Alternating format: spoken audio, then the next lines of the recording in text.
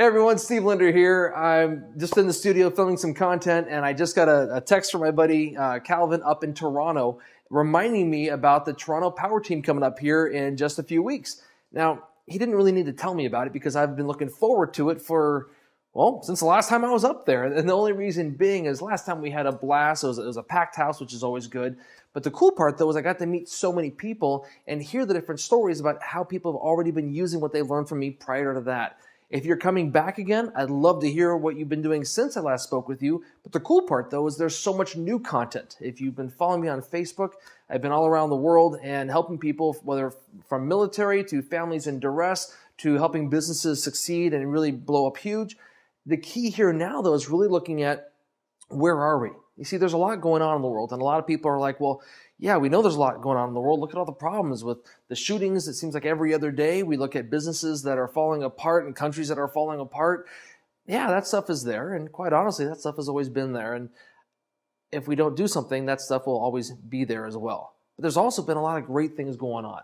But you see, usually what captures the media's attention is all the sensationalism of the stuff that really, kind of blows up huge in our faces. And the reality of it is that nothing good ever happens and nothing bad ever happens. What happens is, quite honestly, the meaning that we give to all these different events in our lives. Now, some of you are thinking, but look, this bad event may have happened to me personally.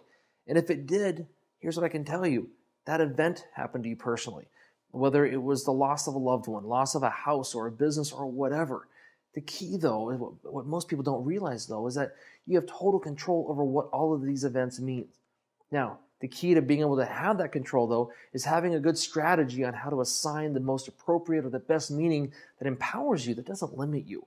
So what we're going to be talking about at the Toronto Power Team are the strategies of how and why we process things the way that we do, but also actionable strategies that you can use to say, okay, this is the reality of what is.